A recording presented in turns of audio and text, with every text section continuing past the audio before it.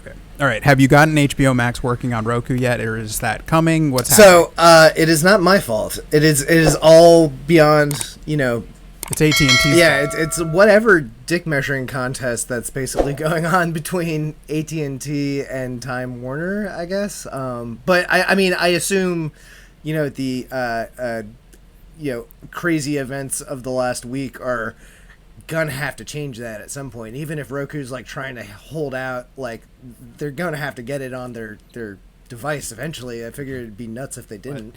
I don't know. Is that, I don't know, when you've got Chris Nolan and Villeneuve and the directors just shitting all over HBO Max, do they know something we don't exactly? People are just kind of saying it's a failure, but I don't know. Well, so I was going to say it better be a fucking watershed event for like literally putting the nail in the coffin of cinema or like movie theaters or whatever, because I mean, we have yet to see how this shakes out. The thing that got me upon hearing the announcement is like, that just seems like a really crazy amount of legal and, just money and contract and stuff that they're just kind of like bypassing. Like apparently, like a lot of people were crying self-dealing after HBO like made this announcement, and then like all of the stars of all the movies that they're in and all the directors, like most of them were up in arms because like a lot of them have things like back end points baked into their contract, or they'll take less money for back end points. And, there's like the fact that they did not tell everyone about that, even though I understand why they didn't, because there's no way they'd be able to keep that under wraps if they did. It just is like a crazy thing. It pangs a little bit like of crazy, like a little bit of desperation, but also just trying to be like, yo, we're crazy, we're gonna do anything, we will make this work no matter what. But I do have to admit, I'm like, I don't understand, even with like things like Disney Plus, like I don't understand how these mega companies are supposed to be generating more money than they would from, say, like multi-billion-dollar movies in like theaters to just switching everything to streaming. Like I understand like you're of all of the money that goes into streaming, like all of the bill that people pay, like I know Disney is getting more of that chunk directly than, say, if they had to split it up with movie theaters, but like it still seems like business model wise, like having people pay $15 a month for anything versus having people pay $20 for a single viewing of a single movie in a theater. How much money are they losing by doing this? And is it an act of desperation, or is it kind of like trying to sink a lot of money into your startup cost for something that really does seem like it's the future, Yeah, I think they looked at Tenet, they looked at how that did. They went with Nolan. He stamped his little feet and said, please, please, please, I need a release. Yeah. You know what I mean? For something that even he admitted the directors were coming at him shitting on the sound quality, right? In Tenet. And you saw it in a movie theater. I did not. I saw it. I've seen it, but I did not see it in a movie theater, and I'll leave it at that. It just didn't go great, right? He wasn't kind of ready for the theatrical release. Warner Brothers was trying to promote it. And then, so I blame Nolan. Nolan kind of insisted, and instead of wanting to push it down. This is Nolan's entire, like the whole Tenet thing was Nolan entirely. Like WB was trying to do this HBO Max shit. Like had Nolan not been there, they probably would have like gone to this option sooner. But because Nolan is literally the only director, especially with Warner Brothers, that has the power to be like, hey, try to listen to me. I think his whole motivation is he saw the writing on the wall from when all this stuff first started, that like if there wasn't something there to drive people to movie theaters, then movie theaters have already been like starting to go extinct, for the last. Well, Trolls 2 was the first nail in the coffin. You know what I mean? Trolls 2 World Tour. You know what I mean? And then that was history books will. Reflect, it'll be Trolls 2. It's like that poem. But like I think and I heard other things too. Like the whole idea behind Tenet apparently was like Christopher Nolan was planning for it to come out like a few months after the new James Bond movie, because it's like kind of James Bond-ish. And so it was supposed to be like the anti-James Bond, but instead it's like it got positioned just kind of the way fate rolled out as this like, oh, it's got to be the savior of movie theaters, and if it's not the best movie of all time, then movie theaters will have to blame it forever. It sucks though. Like I don't know. It's such a no-win position. Yeah, I'm curious to see what you like. Are you jazzed about all of the? Well, you don't have HBO Max, thank God, like I do. But when I mean, I do, you know what I mean. So as a civilian who has HBO Max, I'm of course kind of torn in that. Well, you know, I'll get this incredible slate of these movies, half of which I couldn't give a shit about. You think I am stoked about Tom and Jerry and Space Jam, though. You know what I mean? Do I detect a hint of sarcasm? No. Tom and Jerry is a classic cartoon series. I can't believe it's getting a big I have not seen the trailer for that. I'm curious. No, nor am I. But yeah, I mean, I would say that's part of the appeal, and like I think part of the logic behind their decision, because like more than half probably of those movies they announced, even though they were like big tent poles, like I probably was not going to have any interest in, and even I had to admit I've kind of like had like a little bit decreasing appetite to go into the theater, you know. So all the stuff that's going on feels like things that seemed almost inevitable.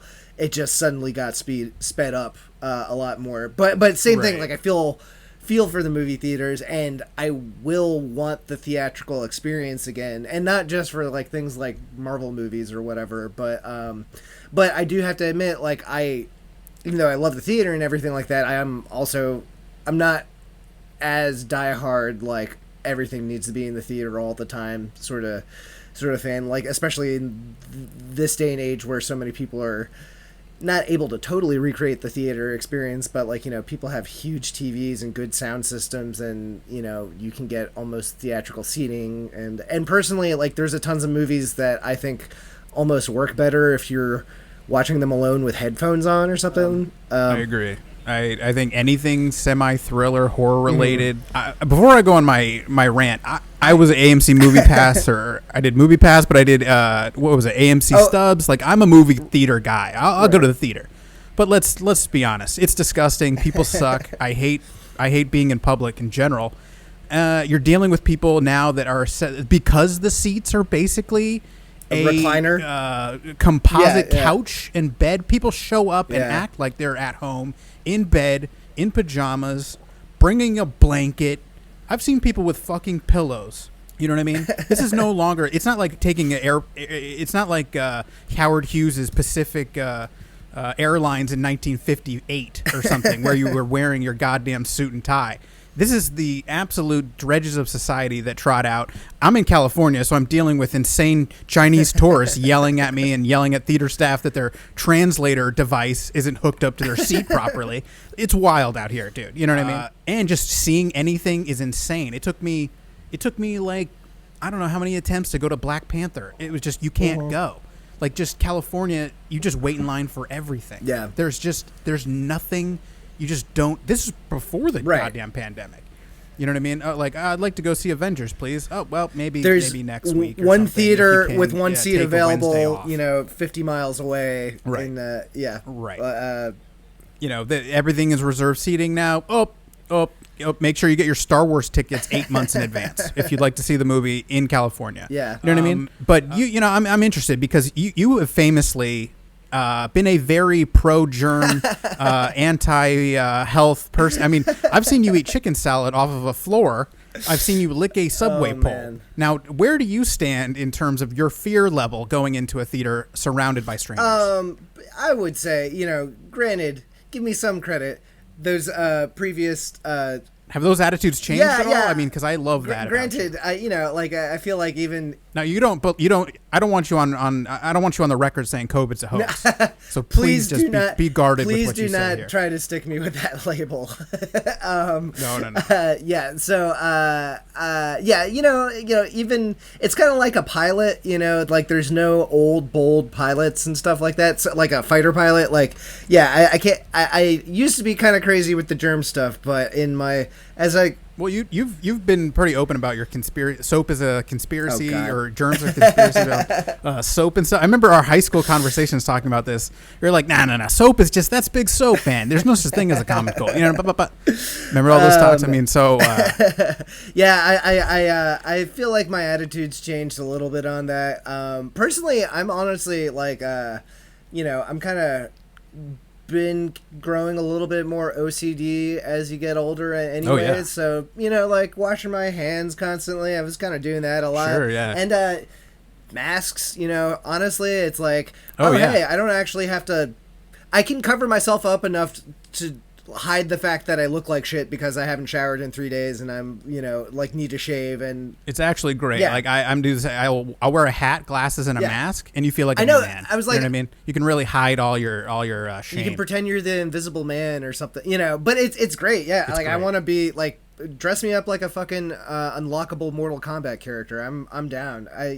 Fucking, and like, especially it's like, like your inner grade schooler fantasies of dressing up like a superhero all the time. Like, yeah, I feel like I'm Spider-Man every time I'm going to go get a kitty litter from the grocery store, Yeah, if your superhero wore shorts, ankle socks, topsiders, and a baseball hat, then I'm your man. I'm totally like Spider-Man. I don't know if it's enough to get me a Marvel Plus series or something, but I'm like Spider-Man, except I wear sandals and socks, and I'm also you're like the hobo Spider-Man. Exactly. You know what I mean? Before he gets his old the technology and whatnot. You know what I mean? With the goggles and stuff. Well, there you go. So I mean, we talked a little bit about Villeneuve kind of the Christopher Nolan news is a couple days old. He's been out there. It's been everywhere. People have been, the lines about, I went to bed thinking I worked for the greatest movie studio of all time, and now I work for the shittiest streaming service. Those are great lines, but even up the ante a little bit and saying that this is a weird take. So like Judd Apatow has kind of come out. Nolan has come out with another thing where he's like, I think the optics of this, when I first saw this stuff, it reminds me of watching the NBA lockout or the NFL players strike, where it's millionaires versus billionaires. You know what I mean? Where like I'm not going to lose shed sleep so many tears worrying about Christopher Nolan. Right. Right. How much of the back end is Christopher Nolan losing off Tenet or whatever the hell. But then he kind of reversed course. I think he saw the winds blowing a little bit, where you've got untold levels of poverty and unemployment, and you've got all these movies suddenly coming to a streaming service, and I bet there's a lot of families who are thrilled to see like, oh wow, well, at least we've got, if they're lucky enough to have HBO and HBO Max or whatever, they're fortunate enough to be able to still afford it, that hey, you know what, my kids are going to get to watch Tom and Jerry and Space Jam, in addition to The Conjuring and all the different things that are coming out, The Matrix 4 and whatnot, etc. But I think he kind of came out with Apatow. I don't know. Apatow kind of came out a little bit after this. He doesn't have anything going on at Warner Brothers, but he's like a semi-notable director. Mm-hmm. And he kind of said, hey, I'm worried about the little people. I'm worried about the people that, come in and have 3 lines in the movie. A lot of the way they get paid and can make a living is based on residuals and things like that. So, and Nolan kind of said the same thing, where he had an insane quote where he's like, that guy that works 2 days a year, he needs to be able to make a living. That's how this happens. How does this work now? And I go, oh, can I? I mean, I might as well just drive 30 minutes up to Hollywood and try to be that guy. Be a fucking extra. Yeah, I don't know what I'm doing. You know what I mean? I fucked up a long time ago. I didn't know you could make a living all year just being a fucking part-time extra server with 2 lines in a tenant, et cetera. But an interesting wiggle, waggle, zigzag, if you will, to kind of turn the tables and say, hey, forget the fact that I'm worth ungodly amounts of money. I'm thinking about the little people, not the fact that I own 30% off the back end or whatever his insane deal at Warner Brothers was. But his sweetheart deal is not the standard. You know what I mean? Him and Patty Jenkins with Wonder Woman and et cetera, and Gal Gadot and everything, they kind of took care of them. But what do you think about that? You because you've been on movie sets and done some stuff. How do you feel about that take? That this is, hey, you're really screwing the up and coming people, the little guys, you know what I mean? The bubble players for an NFL roster may have you. The 16th man. Is that complete bullshit, or how do you feel about that? I honestly, I think most of Nolan's actions are actually pretty. This is just my opinion, but I think he's got a good. No, I don't think it's about money. I think it is like he has a genuine love for movies and movie theaters and everything like that. And I really do feel like it is a inflection point where movie theaters are probably going to start going the way of the dinosaurs. And same thing with the guy that has the actor or actress that has only a few lines of dialogue. I think same thing. It probably could have been phrased better and put into a better context. And but those people do need to work, and they might only have a line or two of dialogue, but they have to, the way that industry works. Like the old line goes, they don't pay you to act, they pay you to wait. And so when you are starting out, it's not just anyone, but like especially actors and people in the arts, people that often have to have a side job doing restaurant work or something to pay the bills while they're acting, that they do have to be suffering a lot.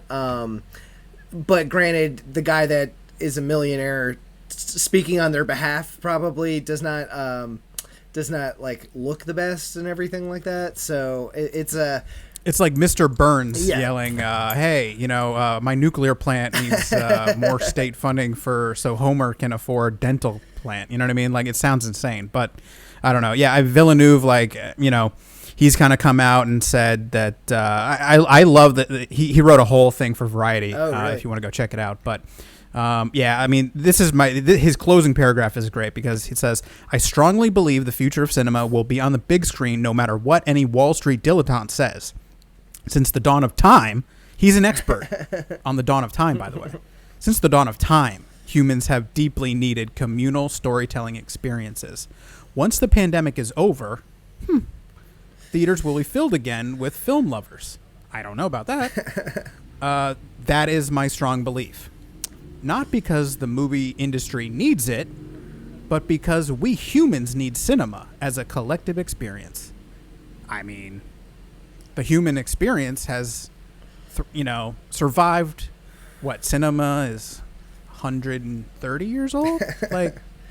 That's like saying we need drones for the human experience. So was he sounded like he was trying to be since people were gathering around campfires and telling stories we've which I'll hand you, but I don't know, man. Granted, you could also gather around your living room couch with your say family or something, and that's technically not according to I'm surprised he didn't try to focus on, especially him, since he's kind of a spectacle filmmaker and Dune looks like it's a spectacle movie.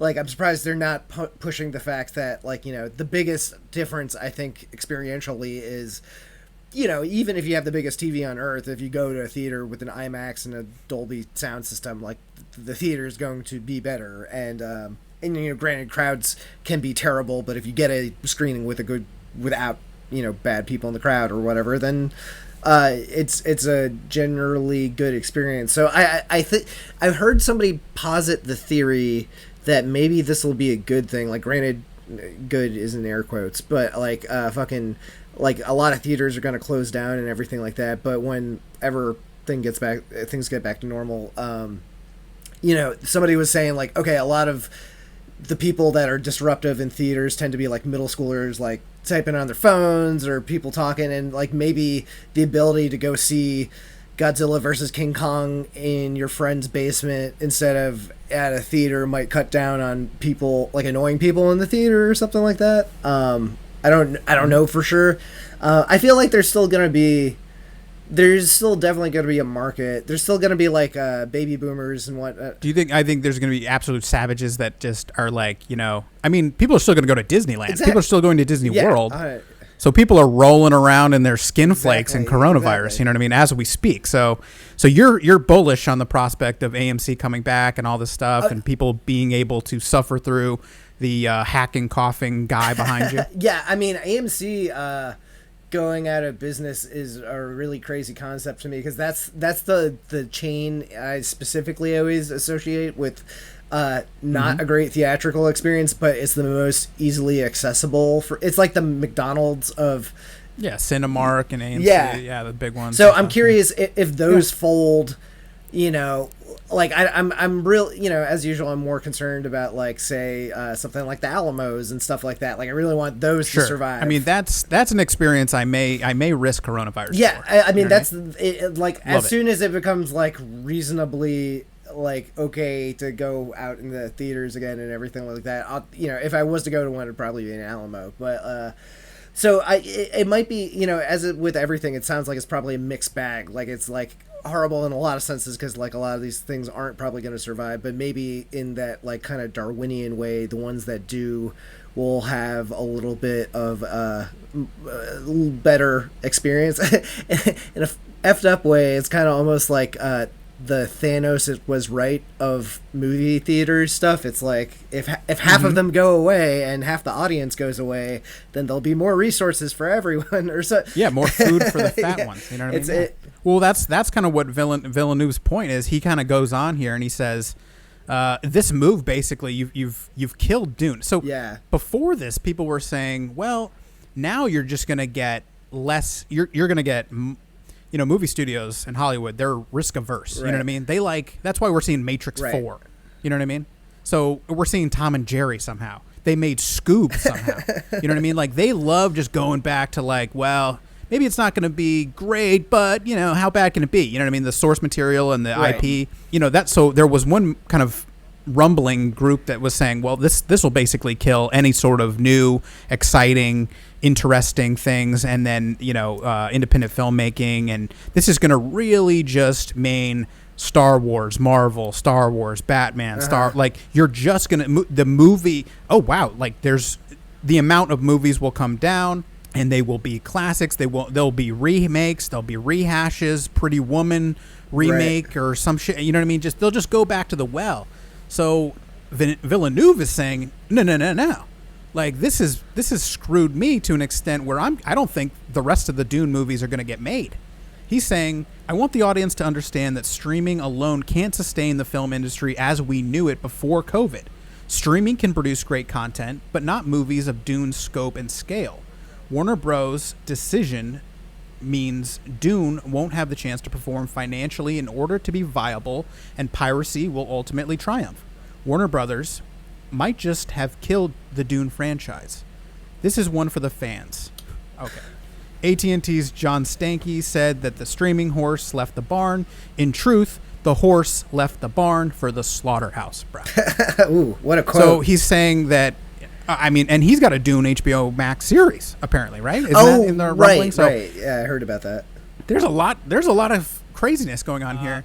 This is a wild one just because this is basically...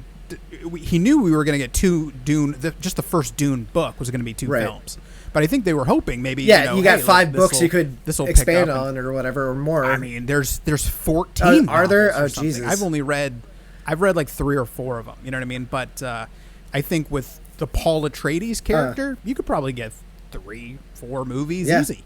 Especially Timothy Chalamet wants to keep coming back. Get him young, and you can do the whole, you know, do Spider-Man him, you know, get a young actor, and then you're... Spider-Man, you know what I mean? Well, so what do you think? Do you think, you know, this is him just posturing? Do you think he would get to a point, you know, I think the DGA has said, you know, hey, we might all boycott Warner Brothers now. Right. We might get the Screen Actors Guild involved.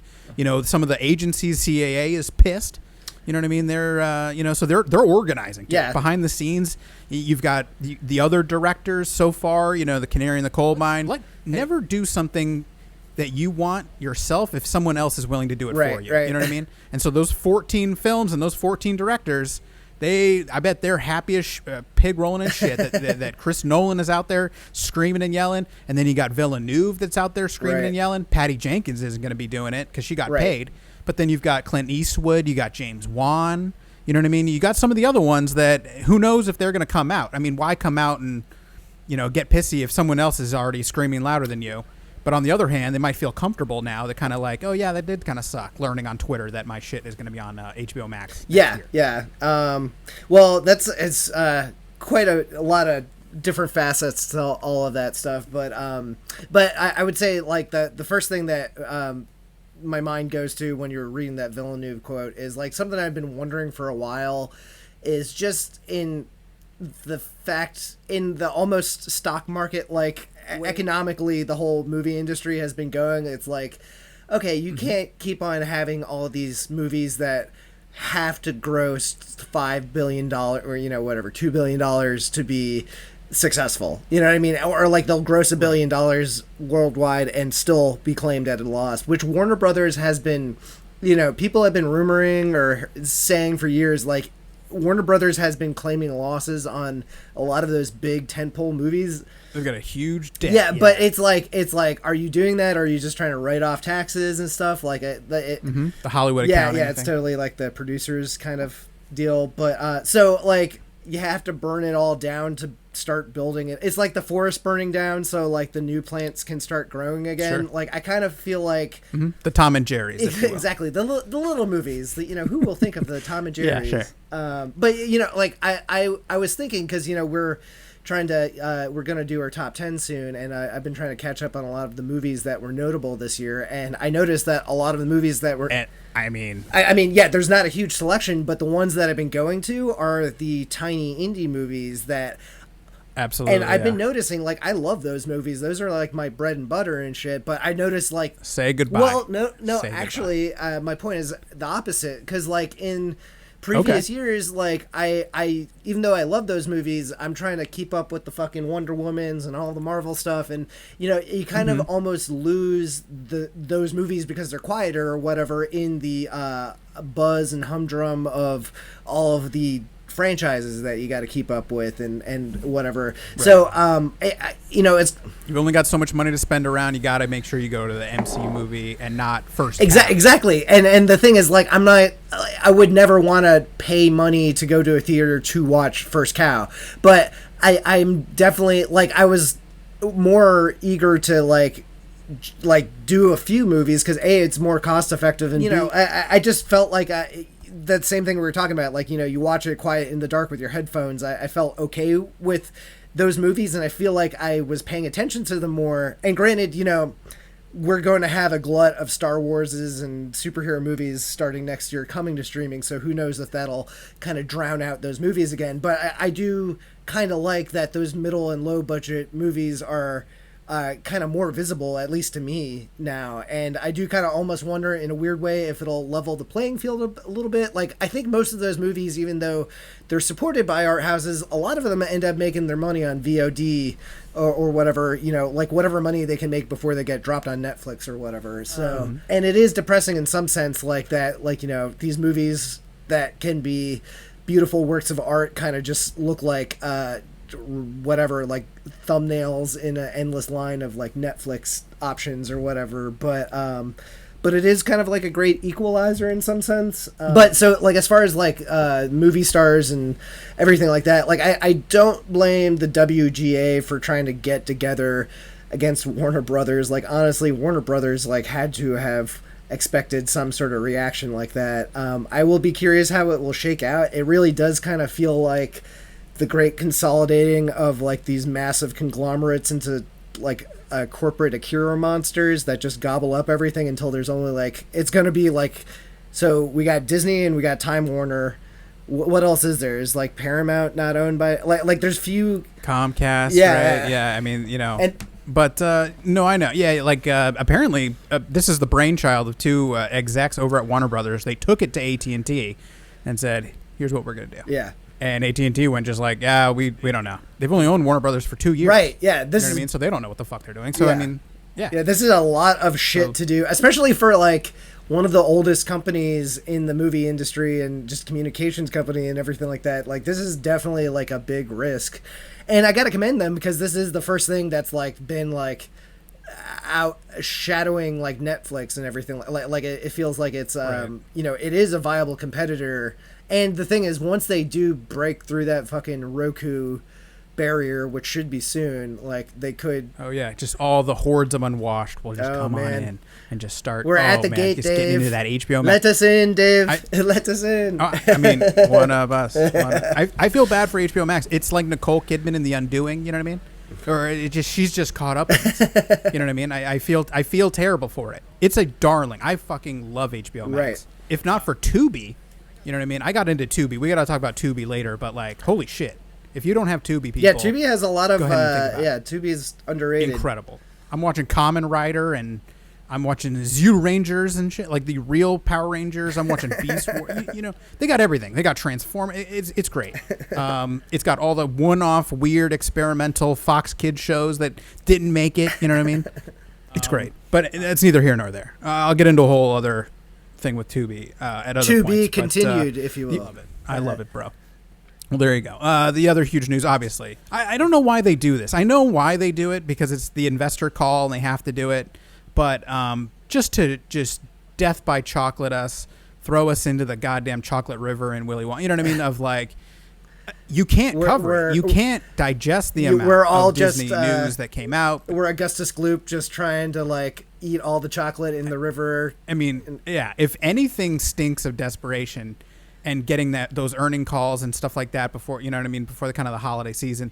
It's one of these moves where they just have a E3 Comic-Con-esque day of just the poor writers that must have to cover this for like Verge and Polygon and shit. They must just want to pull their hair out, but trying to compile and do this and that and not miss anything. But I mean, as you guys know, I'm sure you clicked on this. You're well aware.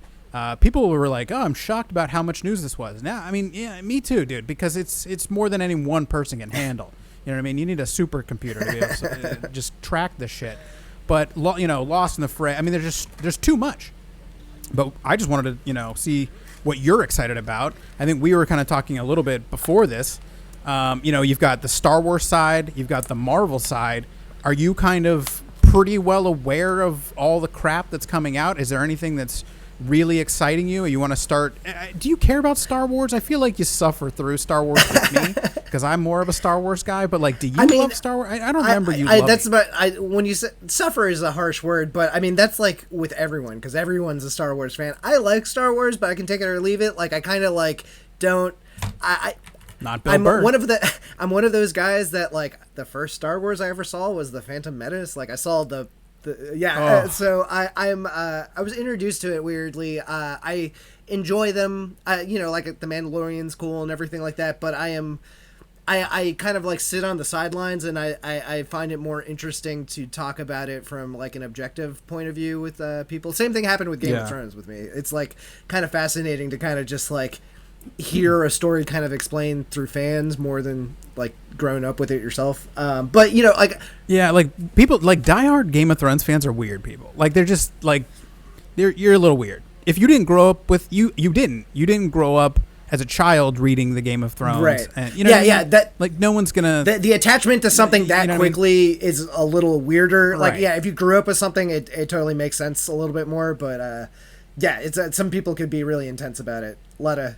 I mean, from birth to toddler to child to adolescent to preteen to adult, Star Wars has been there the whole time for me. So it's a weird I remember being 4 years old with my little brother or whatever, and us pushing chairs back to back and pretending we were in a snowspeeder, and anything that was like a rubber. I had I have a million stories. The cards, the books, the guides, the video games.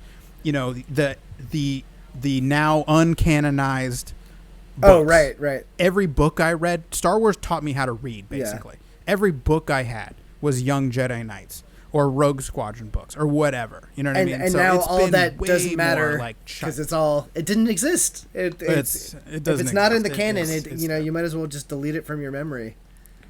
It never happened. But that's kind of the point. But we're like...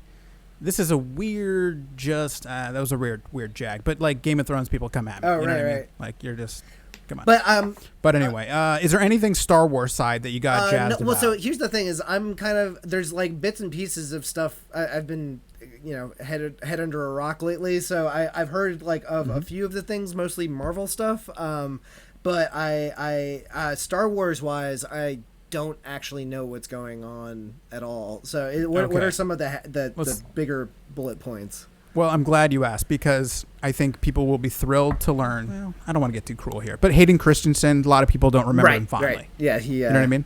I think, and you know what's fucked is that he's actually not a bad actor. Did you ever see like Broken Glass or Shattered Glass? And he's great. I never saw Jumper. But like the man can actually do it.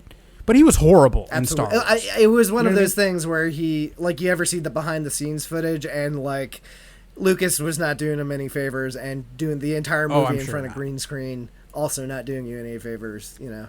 But you gotta rise above it, dude. You gotta do something. Natalie Portman was horrible. You know, she's a, you know, she got more chances. You know what I mean? She kept going. But like, I'm trying to, Liam Neeson, he wasn't that bad. You know, Ewan McGregor wasn't great. You know what I mean? No one stood out and was incredible in those like prequel movies. But like, shit, well, dude. He screwed up twice because the little kid in episode 1 that was playing Vader, he was also terrible. So it was almost like Lucas was going out of the way, like, oh no, I need to find the actor's not bad enough. I need to find you know, like, or it's like, I feel like you only get performances like that from like being confusingly directed or like being. Well, it did the Smucker's Jam commercial. You know what I mean? He had some work on tape. Was that how they? What's that poor kid's name? He's like a criminal now. I think I don't want his people to come after me, but he's like, I think he's in jail. I mean, I've not heard great things from what his. Jake Lloyd, is that his name? Something like that? Okay. So at least Hayden Christensen isn't Jake Lloyd. But in any case, like, it just sounds like, you know, the whole thing. I lay most of the problems of that stuff at the feet of Lucas. Hayden Christensen, if he's guilty of anything, he seems to me like one of those actors that takes himself too seriously as an actor. And I'm sure being in, like, a big Star Wars franchise that young didn't help. But yeah, it sucks, man. It's totally, like, I assume that destroyed his career, you know? Well, it certainly hasn't helped. I mean, I don't... When's the last thing you saw on him? Jumper. You know what I mean? It's like, I mean, so he's gonna be back, apparently. He's going to play Darth Vader. Oh, God. Which is Is this going to be like Teenage Chronicles of Darth? Well, actually, how does that work? Because he's... No, it's 10 year... It takes place, 10 years after the dramatic events of Star Wars: Revenge of the Sith. So he's all. The series is directed by Deborah Chow. Like he's all burned Vader, like he's actually Vader. He's not going to be. Wow. We're gonna have to see. Is he going to wear stilts or lifts? Right. You know what I mean? Because like they made him taller. Yeah. You know what I mean? Like I don't know technically how it's going to work, but is he going to be in the suit? Is he going to be maybe when they're in his rejuvenation chamber? You know, he's going to have some FaceTime.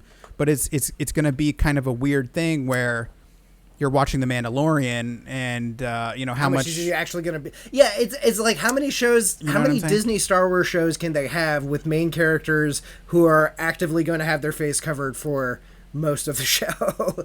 And we're going to get one more. It's like, I know what's his face, the guy that's the Mandalorian, like they make a big deal of him always being the guy in the suit, but... You could totally. Apparently not, though. There's some rumblings I've heard that he wasn't happy. I heard rumblings that he wasn't happy with kind of how things were going. There were some problems on set apparently, and he was pushing for more FaceTime. I think just to remind people, I guess. But there were some. Difficult conversation. He better shut his mouth because he's very easily replaceable, clearly. So. Well, I think so it's like, hey, give me. You know, I don't want to spoil anything. If you're not, are you watching? I have not seen the second season. I watched the first season. Okay. I saw the end of the first season. So, you know. Yeah. Right. I don't know how much of a spoiler this is, but like there is a moment in season 2 where he has removed his helmet.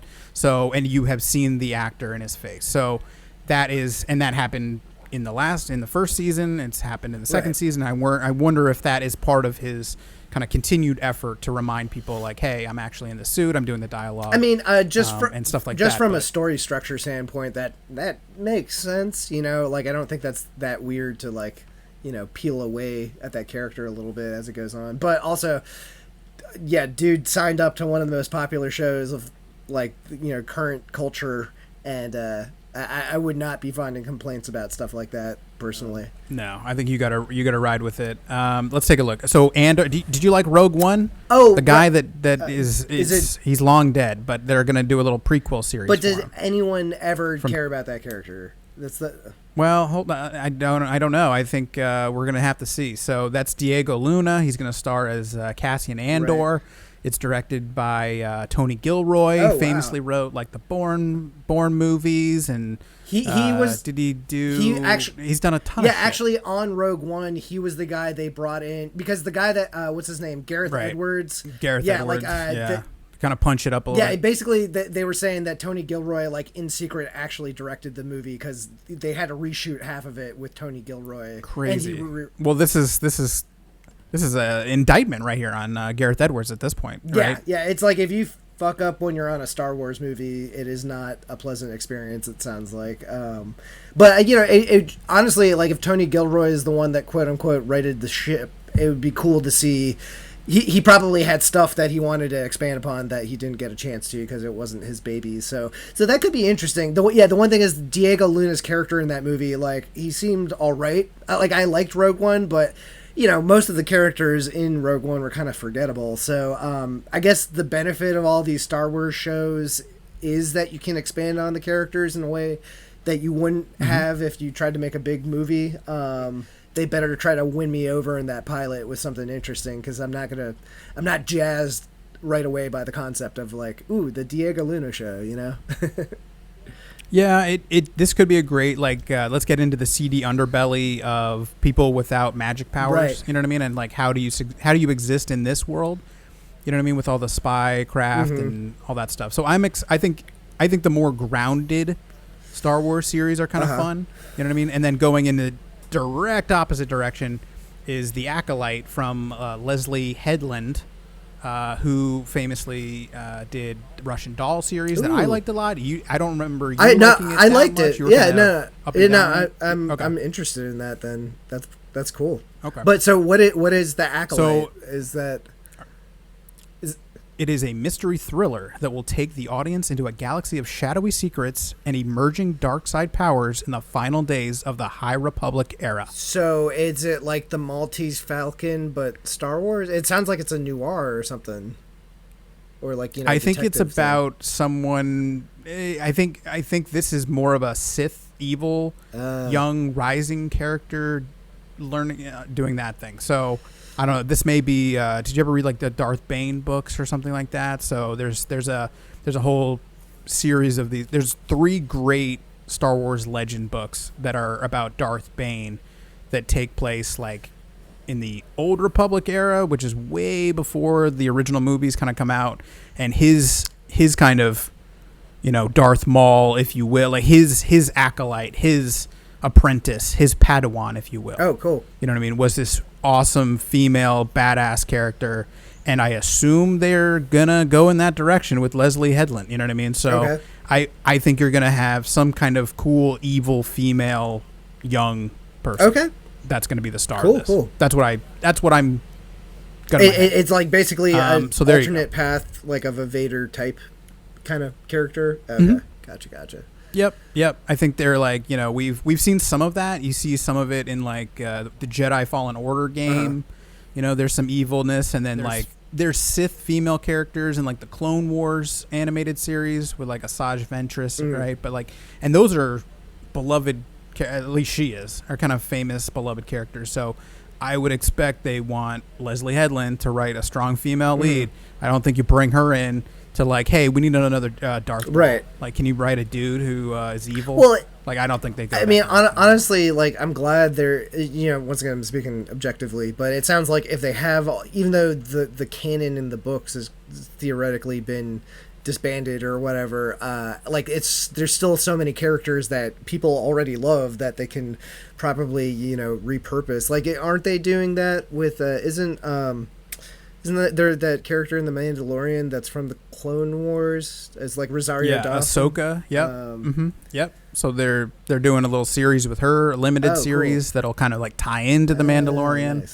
Nice. So there's a chunk. There's another. So in the season 2, they kind of started breaching into like introducing. The Mandalorian has interactions with these guys who are New Republic pilots that are kind of like highway patrolmen, if you will. They're like the chips of space, and they're running around in X-wings and stuff. That, I believe, will be its own premise that they get into. So there's going to be a show called the Rangers. Let me. But it's literally going to be like Chips in Space or something.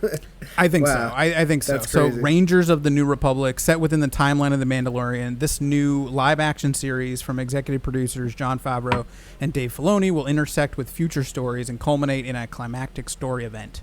So these are the cops of the New Republic. So it kind of sounds like they're doing kind of what like WB was doing with The Flash, where you know you have this base show, or like a Green Arrow, like you have a base show that starts out and it has its own season, and then like after that's a success, you kind of like plant the seeds of other shows in that storyline, so you can have all the shows, all those then spin off, and then you can have multi-show events or whatever for like season finales and whatnot. Yeah, and I don't know if you want Rosario Dawson, you want to pay her for multi-year, who knows? I mean, but yeah, the fact that it's a limited series kind of gives me an idea that that they may use that on up. Well, I mean, limited series is cool too, because it's like you're not immediately at risk of like jumping the shark. Like I feel like I feel like variety is key. So I personally would be more interested in seeing like a bunch of like limited series drop, instead of like, this has got to be a show that goes on. Like we're going to have 5 shows that we're expecting to run 10 seasons or something, because then it just starts to feel like, you know, you're just like trying to come up with like things to advertise toys or something, you know? Yeah, I'm a big fan of limited series of like, especially HBO stuff, where you can get some marquee stars, but it's basically like a 12 or 8 hour movie. Right. You know what I mean? So you can really kind of expand stuff, but still get people that you enjoy watching, and then they're comfortable with the level of commitment, and probably they're a little bit more affordable. But like, I don't know. I mean, for doing all that work, it's probably not that different for them. And there's been so many acclaimed ones that I feel like it's not a step down to go back to TV to go do it. You can kind of flow back and forth. You see like Nicole Kidman with The Undoing. Like she doesn't have a problem doing, was it Better Little Lies? Big Little Lies, something like that.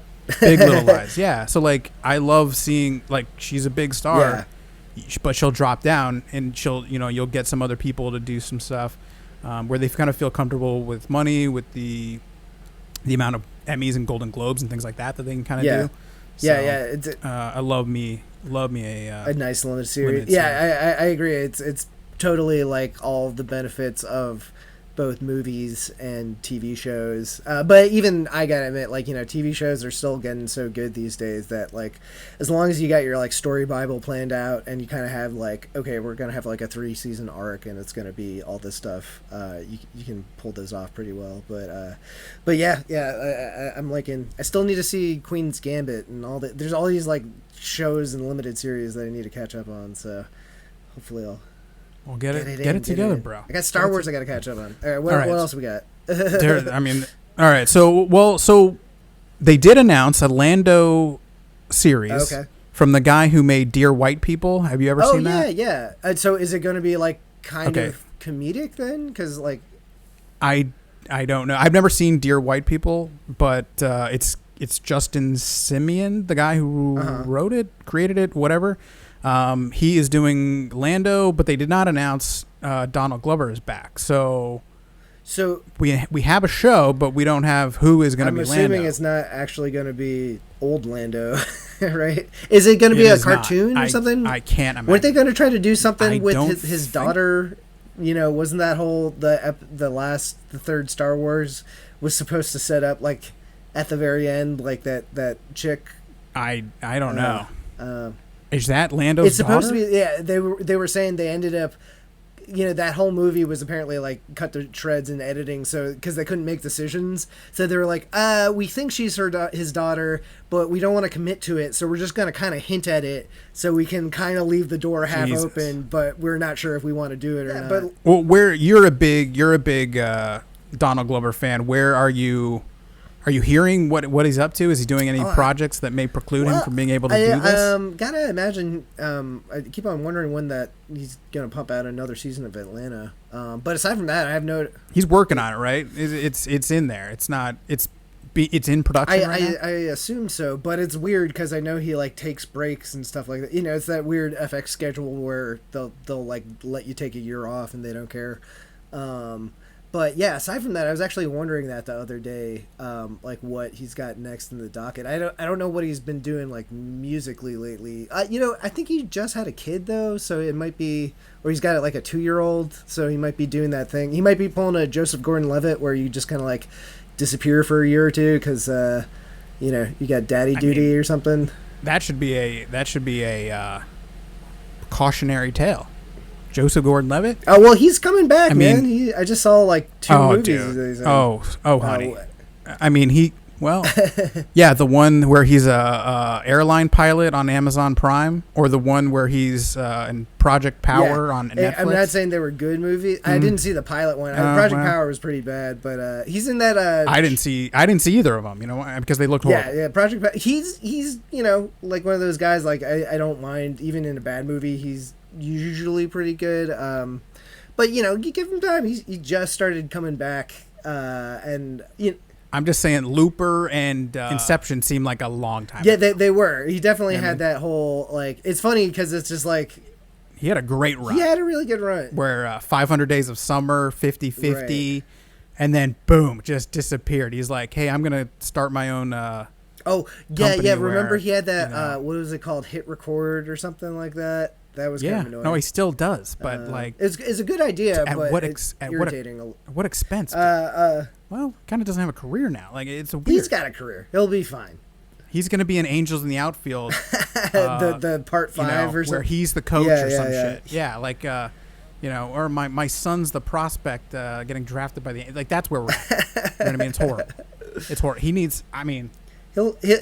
Movie careers are long. He'll be fine. I feel like there's plenty of other people that or you pull a Mickey Rourke and you like disappear for 2 decades and come back super ugly, and then it's all that if you can't get work when you're a handsome or pretty actor, you gotta go through the ringer a little bit, so you come back looking nice and gnarled, and then people can put you in like a make you have a comeback, Oh, there you go. Better advice I've never heard of. Go away, get ugly, get unfamous.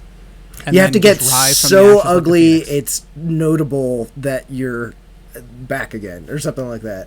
Are you saying? Is that a shot at Renee Zellweger or something? Like I don't know. Like give me an example other than Mickey Rourke. Other than Mickey Rourke, I'm just kidding. That's fine. Yeah.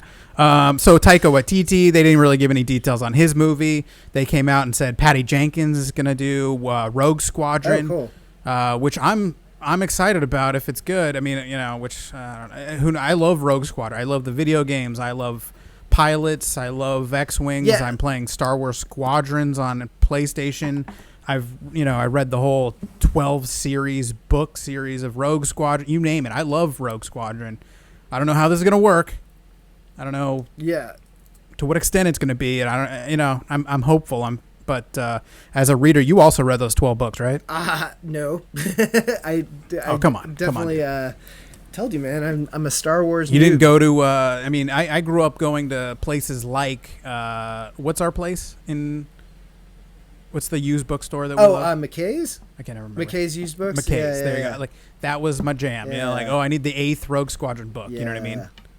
So it's $1.50. You know what I mean? I loved going to those kind of used bookstore places as a kid, teenager, running around trying to collect all those old Star Wars releases from earlier. So the thing I'm probably most excited about is they're doing like an anime weird kind of reading it reminded me of a kind of an animatrix style. They're calling it Visions, but basically they're getting a bunch of Japanese anime directors in, and they're just going to do kind of shorts and stuff. I think that's short brilliant. films. I was kind of wondering, especially since they're Disney's doing the most interesting thing I have found from the Marvel Disney side of thing is the what if animated stuff, and so like when I was seeing that, I was kind of wondering like when Disney was going to get around to making an animated Star Wars something, because it feels like they're an animation studio. You should like double down on that, and like the animation that's being produced these days is especially coming out of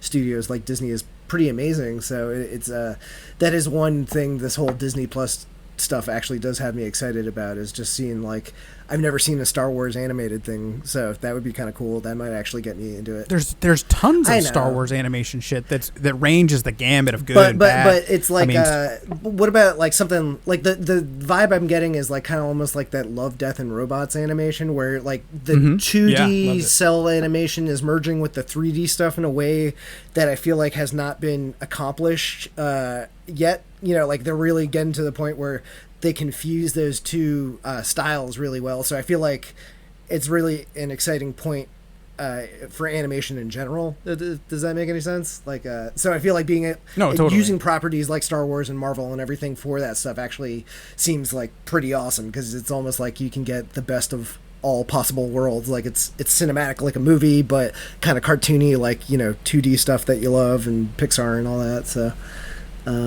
and you're much more plugged into the animations. Like, is your degree literally in animation? A little bit, yeah. I had a weird fusion, but yeah, animation is part of it. You had a cool, arts degree, animation. Is animation getting to a point where it's not so incredibly expensive to do it well, and you might see a shift of more things? Yeah. Oh, yeah. Especially feel like with COVID. Like sci-fi especially sci-fi stuff. With COVID, people work from home, everything like that. And like, you know, like when I was in school, like I'd see, like they'd have people come in that's like, there was one guy, you know, I haven't checked out his work in a decade, but there's this guy, M. Strange, who was an artist who would do, like, he'd literally make like full feature-length movies that would have CG and 2D animation and sound design, and he would do everything.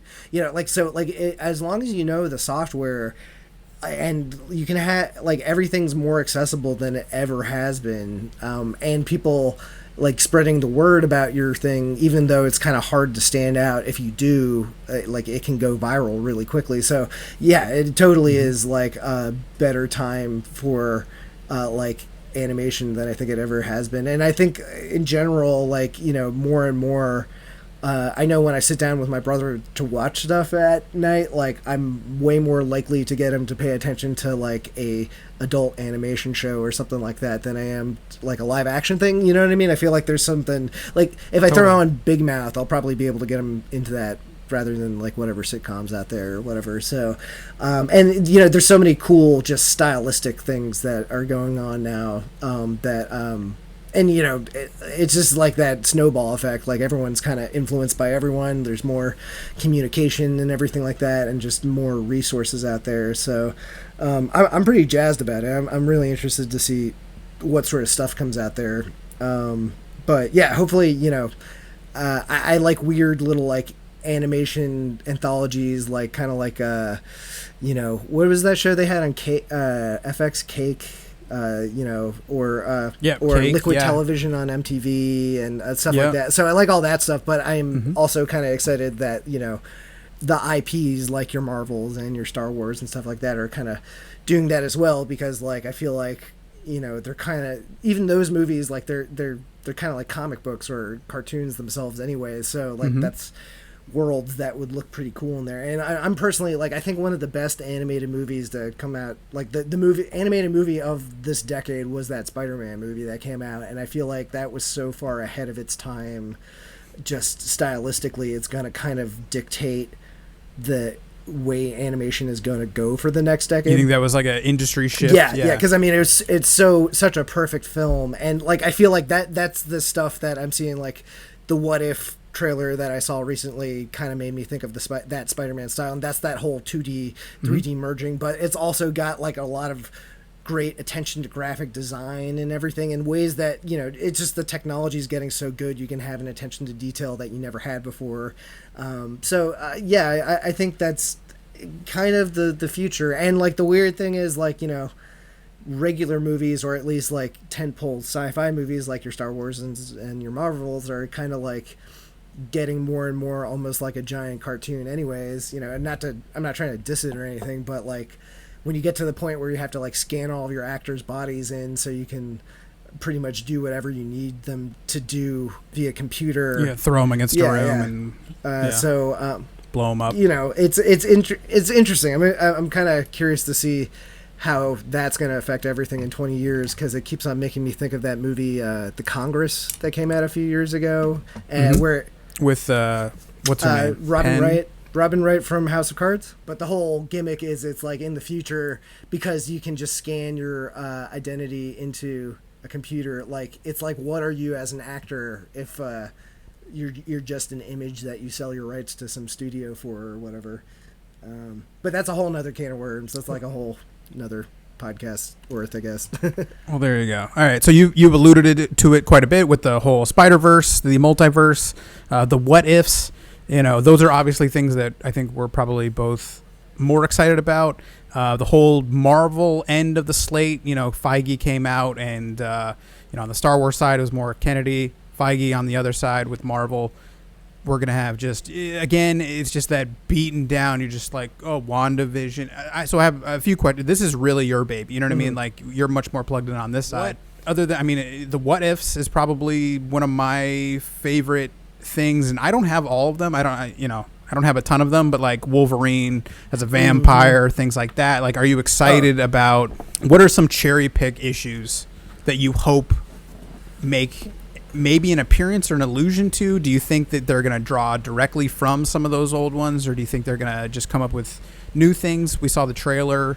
Did you recognize any of those little featurettes as something that might be in a previous one? No, I think they're all, well, not all new stories, but I think a lot of them are kind of just like, it's as if they came out with another run of what if issues or something. And then, there's a lot of ones. I actually think I saw a list of because they had, I think, the titles for all the episodes, and, what if is always like the title kind of gives away everything you need to know about the episode, like in one sentence. But I'm definitely interested, like one of the things that they always did with what ifs that, always is like interesting, but they went back to it over and over again, is what if so and so got so and so's powers instead of the Captain America powers going to Captain America's love interest instead of him.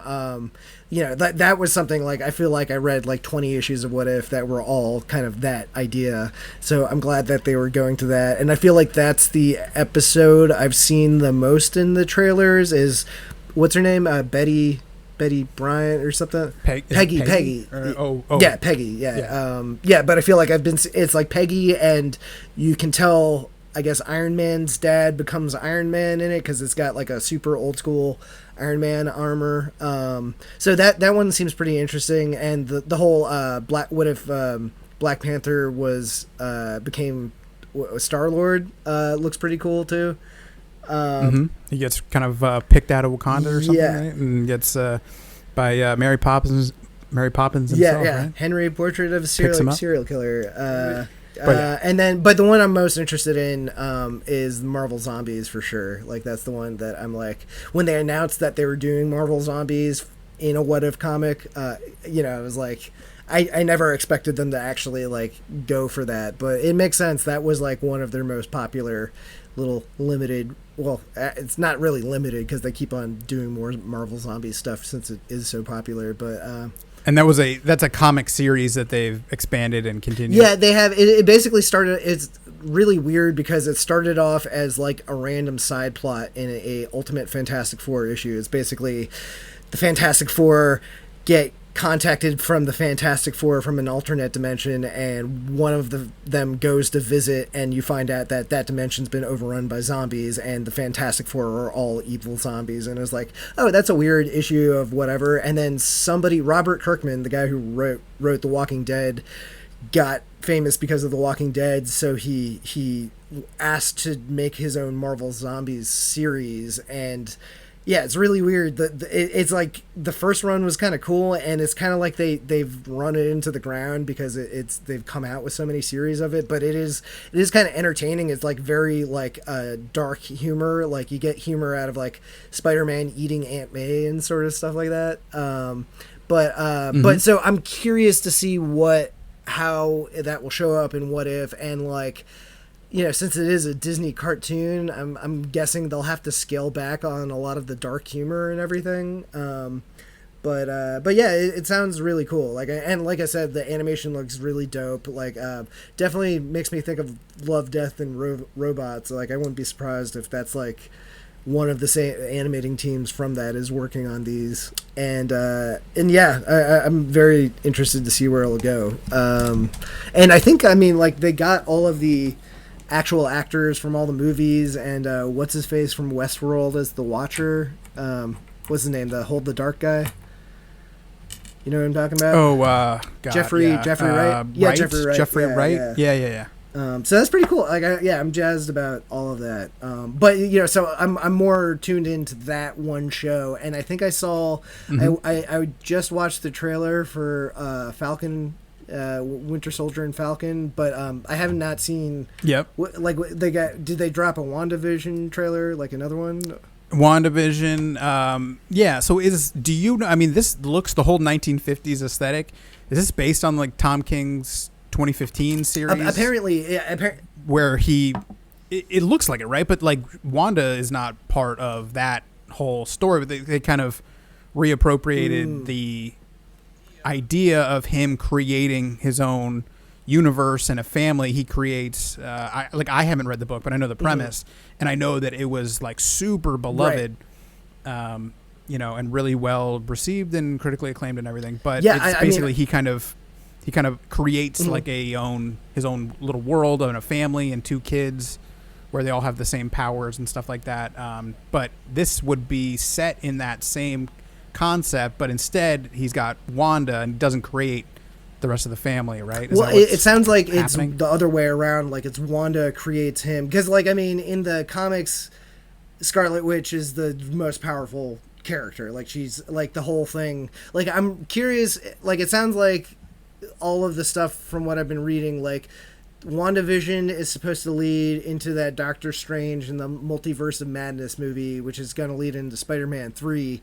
And that's where they've been dropping all the news of, like, oh, we're going to have all of the Alfred Molina. Yeah, all the Spider-Men are going to be in Spider-Man 3. And, like, it basically sounds like they're using this multiverse thing, and they kind of hinted at it in the last Spider-Man, as their gateway to introduce the X-Men and all of these new Spider-Man stuff. But, you know, a famous X-Men storyline from, I don't know, like 10 years ago or so, was House of M, where basically Scarlet Witch goes crazy because, what was it?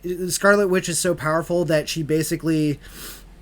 What was it? I can't remember the specifics. It was either, I think Vision died, and she was depressed that she didn't have kids, so she, in her delusion, creates a family out of thin air. Like, she has the power to alter reality, and then she also alters the rest of the world so that mutants were like the number one, like most of the people were mutants. It was kind of like mutants and humans were flipped, and mutants were in power and humans were kind of subjugated and everything like that. So I'm guessing WandaVision is going to kind of lead into that, and that will maybe create the mutants, or like either bring them in from another dimension where mutants already exist, or she's going to like create the concept of mutants in the Marvel universe, basically. If I had to guess, that's my theory. Kind of this seed that I think that'd be really cool. It'd be awesome. I think Feige has said, you know, it's going to be years before the X-Men kind of break back into stuff. But the earlier the better. I mean, I'm sure they want to get some breathing room from the whole like Fox Wolverine series, and they did like confirm that, Captain Marvel 2 is going to have a X-Men in it or something. It's going to have I believe Rogue was rumored or something.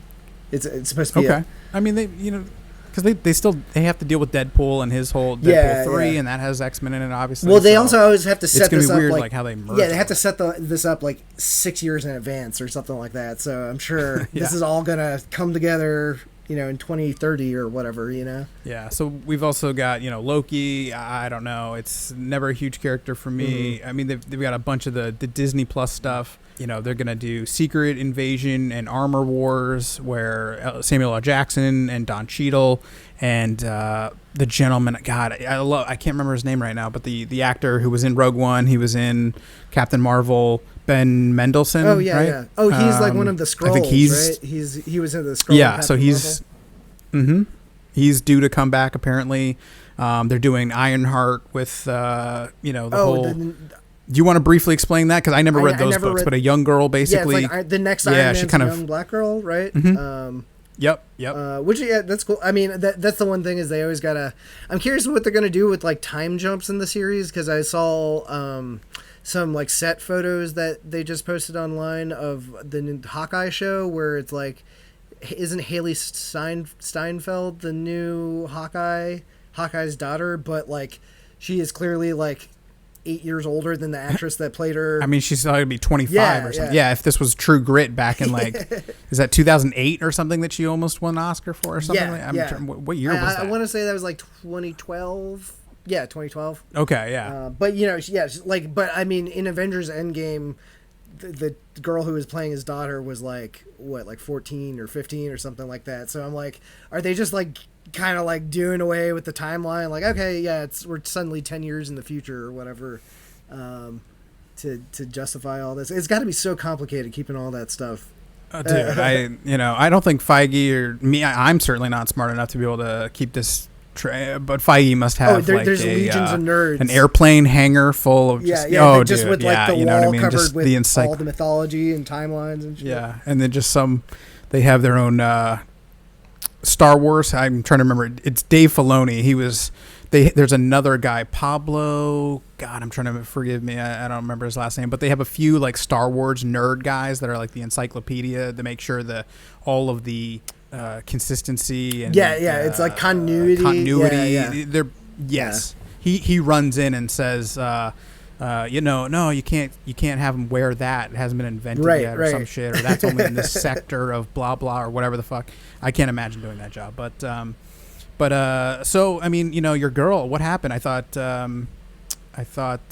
what's her name from Community was going to be She-Hulk, so but apparently sure. I totally whiffed on that. Right? Yeah, I was like, I think a few months ago, I was like going up to Dave being like, yep, I'm telling you, I'm calling it right now. Alison Brie is going to be She-Hulk. Because, I don't know, I just felt like it seems like all of the Community cast members were kind of like slowly getting casted in Marvel roles because, the Russo brothers were, like literally the only people that were left are like Joe McHale, Alison Brie, and what's her name? Britta. And all three, I know Alison Brie almost was in the second Captain America. I think she was almost the person that worked for S.H.I.E.L.D. or whatever. So, and then I saw all these pictures of Brie Larson doing promo when Captain America was coming out, where she was at the gym and Alison Brie was with her. So it just felt like posturing. And it felt like Alison Brie would have been a good fit. Alison Brie is everywhere, and Marvel's got to be like licking its chops trying to get somebody of that star power in. And it would have gone with the kind of glow, zeitgeist feel she had going on. So I wouldn't be surprised if it came out she was like up for it, and she didn't want to do it because she at least is so popular now. Like she doesn't need a Marvel movie. She might not want to do a limited She-Hulk series on Disney+. Yeah, especially TV shows. That's the one thing is like we were saying, like even though I know all these Disney shows are going to be a big deal, like do the big stars really want to be tethered to those things for that long now? Even if that's kind of the way the industry's going, like I wouldn't want to be like the Mole Man for 5 seasons or something like that on a show if I was like a big name actor. Bro, sign me up. Bring me every Mole Man role you have. We're ready, dude. Mark Ruffalo is going to be back. He's going to play the Hulk, obviously. Who knows how much he'll be involved? I don't know if it's going to be the Professor Hulk or will it be? It must be, right? Are we established? Like, is this is going to take place? Well, I mean, She-Hulk doesn't exist in anything we've seen so far. So unless he reverts to like dumb Hulk, he's got to go. We assume he's going to be Professor Hulk. I bet you like it's like Ruffalo is like I mean I'm sure as like to relate to the Hulk as a character a little more, it's probably good to make him Professor Hulk, and then you always have the tension of like they undo the Professor Hulk and he's crazy again. But like it sounds like I've been kind of interested to see how Marvel was going to transition all the bigger actors out of the roles slowly, because Helmsworth and Ruffalo, even though this has been a good cash cow, they're probably like they're starting to get a little older, and they probably want to be able to pass the expand the horizons. Yeah. I mean, like, and it's just one of those things where I'm sure it's exhausting. So, but the thing is, Marvel's got to kind of pad it out, so it's not like you're changing the guard all at once or whatever. So, like, you already got rid of Downey and Captain America. So now, what are you gonna do with everyone else? You still got, Sebastian Stan in there. You've lost tragically Black Panther. You know what I mean? So, like, there's definitely major shakeups. Yeah, it's going to be a very different looking team, which is cool. Like, I think it's very awesome that they are able to change it up like that. But it is kind of like a lot of the things they have on the docket. Like, I never read any Eternals comics or whatever, so I'm kind of like, it's kind of like Guardians of the Galaxy. Like, I'm just going to trust that it's going to be cool because Marvel's obviously putting enough energy into it or whatever, but I don't have any, like, previous knowledge of, and it's not just that. Like, I know they're coming out with Moon Knight. Like, Moon Knight was always like a D tier character that, like, I'd see him show up in other comics, but I didn't know that much about him. But if they're getting Oscar Isaac to play him, sure, I'm interested. So, like, it's funny because it's like I feel like just the way the movie. I thought, because did they confirm Oscar Isaac? Because I think Shia LaBeouf was in the rumblings, right? But Oscar Isaac sounds. I mean, no, I don't know. I thought I read something but who knows? Like, I mean, I read that he was Solid Snake 2 days after that. So, dude That's worked crazy. so much. I don't know what's what. Yeah, but I'd be down for, I guess, either one. I don't know. I think Shia LaBeouf's in trouble, so he might be getting canceled. But, did you see that Tim Roth is also going to come back randomly from the Edward Norton version of the Hulk? I mean, I don't understand how that works or makes any sense, but Marvel's still doing that thing that they were doing in Endgame, where they try to, like, retroactively fix their bad movies. So, like, it's like they try to like, I always thought that, even though the Edward Norton Hulk was, like, technically in the Marvel universe, like, they just really try not to relate that much to it because it's I think most people regard it as the worst Marvel movie. But yeah, I mean, if they're bringing Tim Roth in, I like Tim Roth, and I feel like same thing. If you are able to flesh out some stuff, you might be able to, like, kind of make up for the mistakes of previous movies and everything. What did you think about Christian Bale comes in as Gore the God Butcher? You familiar for Taika Waititi's Thor: Love and Thunder? No. Are you excited? Do you know who that is? Did they actually drop a trailer for that, or I didn't know? No trailer, but just announced that his he character is going to join the cast. Nah, I mean, Thor is another character. I don't know that. Like, he was not my favorite character in comics, so, like, I'm out on most of his mythology and everything. Did you ever think that they would get a Christian Bale to come in for a fourth Thor movie as a I mean, they got what's her name? Who was the Deer Queen? That was in the Thor. In the previous one, that was what's her name? Kate Blanchett. She was good too. Yeah, I mean, she was great. Yeah. I mean, it's Kate Blanchett, but, like, I couldn't believe they got Kate Blanchett to be in the third. Well, Thor it's movie. interesting because it's like same thing. I find the whole way that the movies becoming bigger than the comics is really affecting the DNA of Marvel lore, because it's like Marvel's, like, kind of burned through a lot of its popular characters, but Marvel itself is becoming more popular, so that's why you are getting progressively bigger and bigger stars playing, like, the characters no one gives a shit about. So, like, now suddenly we're gonna have to care about. They can make it more their own. Yeah, but I mean, that's cool. Like, they keep on saying Keanu Reeves has been rumored for something, so I guarantee you whatever character Keanu Reeves is going to be playing is going to suddenly become more interesting because it's Keanu Reeves who's playing him, But I don't know. I'm interested to see how all this will shake up. But that's crazy. So are they just going to come out with all these shows at the same time, or are they trying to stagger it out? No, they're staggered. Yeah. So, I mean, let's see. I can run through the schedule. So we have two different timelines, basically. We have kind of got a theatrical schedule where we've got Black Widow. I mean, what's weird is they still kind of have some different things in different places, but I think we're going to lose Black Widow. But, from what I'm looking at, you've got Doctor Strange March, Black Panther 2 in July, 2022, you've got Thor in February, you've got... and then it's Spider-Man, right? Like, they have to pump out another Spider-Man in the next couple of years, I'm guessing. Yeah. but it's stuff is slotted kind of all over the place. A lot of it's to be determined still. I mean, it's years out. I mean, they've got Fantastic Four slated for 2023 or after. Do they have any? You know what I mean? Do they have like those little like when Feige has the PowerPoint with the timeline graphic? Do they have a few that are just question marks because they can't reveal it yet because that will be spoilers or whatever? No, they kind of put everything out, but yeah, it's. I don't. I just don't believe it too. Yeah, I could see so them. Who same knows? thing, like, you know, the way the schedules get shuffled. I'm sure they can like plop another one. You know, they probably maybe have a surprise one somewhere like for a few years from now that they might need to develop. And then like all these things keep on changing too. Like, wasn't it like they're doing a Blade series with Mahershala Ali, and they weren't planning on doing that at first, but Mahershala Ali went to them and was like, "Hey, can I be Blade?" So like, there's probably going to be more of that, and imagine some in the next few years, right? Yeah. Yep.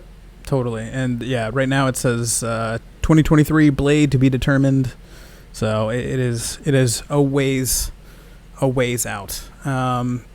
Let's see. Was there anything Fantastic Four? Any interest? I could be. You miss Jessica Alba? I mean, like, they're recasting, right? It's not going to be like the old. I assume you can't do that. I mean, imagine Fantastic. Imagine if they did that with a Human Torch. That, you know, Chris Evans. I want to watch. Yeah, Chris Evans, Human Torch, Jessica Alba, the guy from Horatio Hornblower or whatever. The Shield. Chickless. Yeah, don't forget about the Shield and that shitty makeup. Dude from the Shield. And then can we have the bad Fantastic Four people too? Get the Josh Trank. Yep, get the Josh Trank people in. Kate Mara and her husband, the guy, and what's his name? Whiplash. Whiplash. And, I can't remember his name. I can't believe that. Well, he's now. What is his? Are you talking about Creed? What's his name in Black Panther? Shit. I'm totally having a brain fart. He's Michael B. Jordan. Kilgore in Creed. Kilgore. Yeah. So Michael B. Jordan has now been adopted into something different. So I would love to see that multiverse. Yeah. You know what I mean? Bring back. Is it John Krasinski and?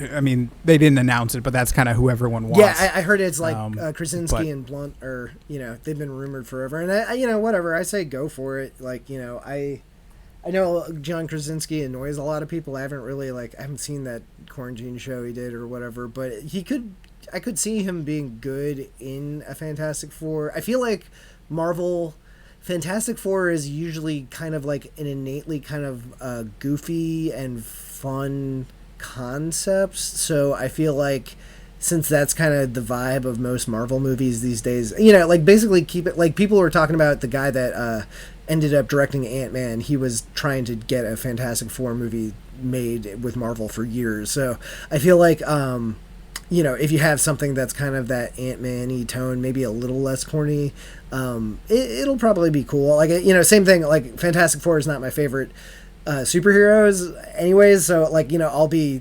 excited, but I'm not super attached to the property, so I'll probably be kind of open to whatever they bring to the table. And I feel like since they have a pretty good respect for the source material, they'll have to make it their mission to like try to do justice to this one, since it'll be the fourth attempt of making a Fantastic Four, like movie version or whatever. It's still. What was the fourth attempt? Well, so everyone always remember the first one was the Roger Corman one that they literally made. They made to hold on to the property of the IP and never released and everything. But a lot of people agreed that that's probably the most true to the comic version of it, even though it's like basically a Power Rangers episode. It's definitely a Roger Corman movie, but it's not it's like not bad in a good way, or bad in a good way, or whatever. So I think you know, amongst comic nerds, Marvel is gonna have to like take it upon themselves to do right, and I feel like that's kind of why it sounds like they're like, okay, we're gonna take care of Fantastic Four first, because that one's got a lot of baggage attached to it, and that will give us time to kind of clean the slate for X-Men, which is going to be a huge undertaking. So the way they're portioning it out actually sounds like pretty logical in my book, you know. Well, there you go. I think Ben Whishaw would be fun if they could get him as the Mr. Fantastic. He'd be kind of good in that role if you liked Fargo and James Bond. I think he was Q in like some of the early James Bonds. He's pretty young, though, other right? stuff. No, is go he ahead. young though, or is he just one of those guys that looks young? He always looks like he's like 20 years old. He is 40 years Jesus old. Christ. So okay. yeah, he's never mind. Yeah, he's one of those. He's one of those great dudes that you could still cast him as like a 23-year-old college student in your project. Yeah. The other thing I was going to ask: are you excited about the Alien series? Oh yeah. So through you have to search and you have to see what else is going on. We've got Willow coming out with Warwick Davis back. You've got James Mangold doing a Harrison Ford final. Indiana Jones. Wait, that's not going to be a series. Excited that's about going to that. be a movie, right? They're not trying to do. Oh yeah. Oh, you think Harrison Ford signs up for? Well, I'm amazed Indiana that Jones he's doing. TV show? I don't is the whole movie going to be them like carting Harrison Ford around in a wheelchair? Because like I'm. Well, did you watch Call of the Wild or whatever that movie is, where he's like whitewater rafting and shit? I didn't see but, that. I mean, Mangold. The technology exists. Right. I think he's been waiting. Yeah, but he's been waiting after his the Millennium Falcon broke my hip or foot or whatever happened. Well, the dude's almost 80. Force Like, Awakens, I mean, I'm like, why are you running around? I mean, man? he died. He almost died in a fucking plane crash. Right. Yeah, like that's the thing is Harrison Ford does So, not give a fuck. You know, in a good way. You know, he's more machine now than man. Yeah, you know what I mean? but you know, it could be interesting. But you know, I think because Mangold apparently directed, like they brought him in to half direct in secret the Call of the Wild movie. So I'm kind of wondering if that's the thing that got him the Indiana Jones job, because you know the proximity of those two things were pretty close. He's a good director though, and I'm kind of glad. It sounded like somebody else needed that. I don't think they should make it, period, but I know they've been talking about it for so long, and there is kind of this like unspoken ticking clock of like how long is Harrison Ford going to be alive for in order for you to do it. I mean, Clarissa Flockhart probably still keeping him young, right? So. Plenty of juices. Giving him all that Ally McBeal juice or something. Can you imagine just being Harrison Ford's personal assistant, attendant, wife? Just... Yes, Harrison, okay, and just listening to him grumble and harumph around the house all day. Yeah, I mean, he's definitely... Oh, also, he's just, like, such a space case sometimes, too. I don't know. I feel like, you know, some of those Conan interviews, he must have, like, just eaten an edible or something like that, but... Oh, yeah. But, yeah, he's got all of the... With his pierced ears and everything. I love Harrison Ford. He's just such a crazy old bastard. He's weird. I don't know. I feel like he's got a lot of the problems that you get from a curmudgeonly uncle, but also like kind of the just burnt outness like of an old deadhead. So it's kind of a mixed Or just bag. being like the most famous guy in the world for too long. Yeah, you know what I mean? So he's not as bad as say Bruce Willis, but he has stopped giving a shit a long time ago. Well, what do you think? Do you think we've got the Noah Hawley? Oh yes, from Fargo fame and Legion fame is doing an Alien show. Yeah, placed on Earth. Yeah. That's going to go back to the horror roots, but that's what they say every fucking time. And then they just go every time with it in a bad way. And then they just don't do it. Yeah. So does that mean the Ridley Scott ones are dead? Like we're not going to see any more Michael Fassbender, I'm assuming?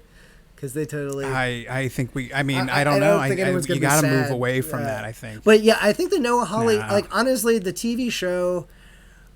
Do you like Legion? I Legion hated guy? Legion. I think Fargo is great. I think Noah Hawley seems... I've only seen some of his stuff, so I have a limited scope to base it on. I'd never heard of him before the Fargo show. I think the Fargo show is brilliant. I think Legion was a great looking show with some cool ideas that was just way too far up its own ass. And I kind of get that vibe from him where he's almost too smart for his own good. Like he needs to have a specific property with specific rules for him to follow. Otherwise, if you give him too much, room to play, he kind of goes crazy. Like I've never seen it, but I heard that Natalie Portman, sad astronaut movie was not good. Yeah, Lucy in the Sky. I haven't seen it, so I can't judge it by myself, but I heard, like it sounds like he has a lot of ideas, and you got to tether him in, otherwise he kind of doesn't know what to do. So the Alien stuff might be cool. Like I love the world of Alien. I love that sandbox, Space Marines and all that stuff. In my head, I feel like the Alien series went off the rails so long ago. Like in my own head canon, the only ones I really believe in are Alien 1 through 3, and then after that it's all just like fucking fan fiction as far as I'm concerned. But it is something that a show could be interesting for them. I do kind of wonder if you can sustain the tension for that long, but I probably would have said that a few years ago, but the shit they're doing with TV shows these days, of course they will be able to, and it just sounds like in general everything seems like the things people want is they want like we were talking about, like limited series, they want all of the thrills you get from a movie, but you really want the time to expand the characters and everything like that. And so I feel like if you actually had time to really sit with these characters, even if it's like another, I assume it's going to be, there's a crew of people, even if it's supposedly set on Earth, it's going to be set in a base somewhere, and it's going to be one of those things where the crew is picked off one by one, but it's gonna be in Antarctica or something horrible. Exactly. But they already did that with Alien vs. Predator, so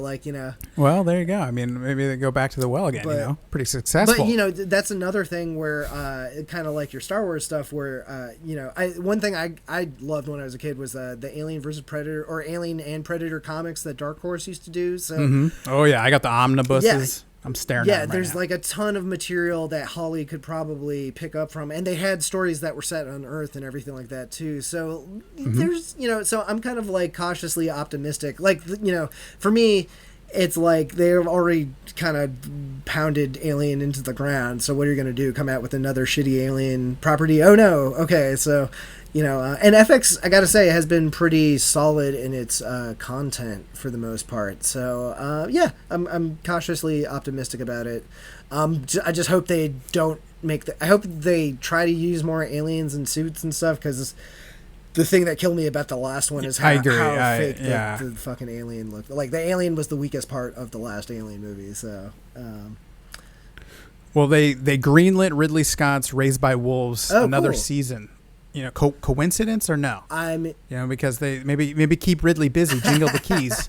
You know what I mean? Over this way, and then just let us make Alien. I mean, the thing Ridley Scott was interested in that series, and he in the Alien movies, was the android stuff. So just give him Raised by Wolves, because it's talking about that stuff directly. And it's It's like, hey, imagine Alien without aliens. Right. That's and it's so funny because it's you can tell Ridley Scott's well, we have all those Martian props left over.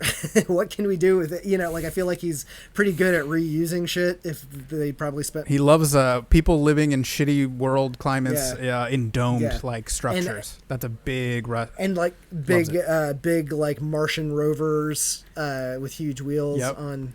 The wheels aren't big enough. Bigger wheels. And I'm sure all these things are shot in fucking Iceland or wherever they, wherever they go. They're always in Morocco. I think he loves Morocco. Oh, okay. He's done Black Hawk Down. He did in Morocco. I think he did Raised by Wolves partly in Morocco or something. Yeah. I don't know, man. I think he finds these great locations. Yeah. But, well, that's cool. I'm excited about Raised by Wolves because I've still only seen the first episode, since I don't have HBO Max. But it's coming. I was wowed by it, and I'm pretty impressed with it. I do hope this HBO Max stuff does, they pull it off, because let my people you know what I mean? Let's get the Roku going. Yeah. Well, and just in general, they got good content, and same thing. It is kind of apocalyptic for the industry, but I want to see where they're going with that company. So yeah. The worst streaming service, it is not. You know what I mean? So just everyone relax. Don't hold this against poor HBO Max. It's doing its thing. It's less than a year old. It's a baby. It's chugging along. It just wants to entertain you. It just wants to give you Rick and Morty and South Park and Sesame Street. Yeah, just back off, Christopher Nolan, you jerk. You jerk, you bully. You know what I mean? We're just a mega multinational conglomerate. Why yeah, so baby. You know what I mean? HBO Max just trying to survive in this crazy time. Yeah. You know what I mean? All right. Well, there you go. A wild week. You know what I mean? But we appreciate you guys listening. We've got more stuff coming out. I think Nick and I are gonna do the. I always try to posit it this way. It's our favorite. It's our top shows, movies, whatever. You know what I mean? It's hard. It's the definitive top 10 movies of 2020, man. We always kind of want to pose things as these are our favorite things. We don't watch everything. You know what I mean? So this is kind of our top 10 favorite films, our top 10 favorite shows. We're getting books this year. Books are coming. Nick's friend is doing a top 10 books of 2020 for us. Albums may or may not happen. It's still it's still being discussed. We've got Trash with Ash coming. We've got stuff where she's going to do some breakdowns. We watched Sound of Metal, which is about the deaf community and a man becoming deaf, and a lot of it is in sign language, and if you don't know sign language like I don't, you don't understand what the fuck is happening. Ash has 8 different things that she could probably be a professional at. One of them is a sign language interpreter. She has a actual degree in sign language. She worked as a full-time interpreter when she was in college and younger. So she could actually, describe what was happening in this film. So we're going to try to do a little breakdown because there's scenes where you just don't know what's happening because it's all in sign language. So you're watching it. There's no subtitles. There's no nothing. So we're going to try to find those clips, see if I can do it, have her kind of like explain, just give the context of what is actually happening. I don't know, it'd be fun. So we may try to work on that, but she's going to do some holiday rundown. I think hopefully her and Nick loves holiday shitty movies just like Ash. So I think they're going to collaborate on something and, the best of the best. This is not just Hallmark stuff. You know what I mean? There's a million different holiday things, specials and stuff like that. So we're here to help navigate that whole climate for you. Dude, you sound like Kevin Feige. You're like, I got this show coming out. I got a We're lot. We're gonna have too many hands, too many Keanu pies. Reeves is gonna appear on her next podcast as Moon Knight or something. That's cool though, man. I didn't think I saw some of Sound of Metal, and it didn't even occur to me the whole Ash being an actual professional sign language translator. So that must have been a cool experience. I feel like that'll be a good subject. Yeah. So I'm trying to think of how to do it, but we will try to figure it out. If I have to film Ash, if I have aids, to, like she can be the person doing the sign language in the corner or something. Absolutely, yeah. We'll figure it out. But anyway, yeah, we appreciate it, guys. Thanks so much. Keep an eye out for kind of segments of this. If you listen to the whole thing completely, we appreciate it. You're a real trooper. But look for segments and clips coming out, and we appreciate it. Happy holidays, as always. Stay safe, and we appreciate it. Thanks so much. Have a good one, guys.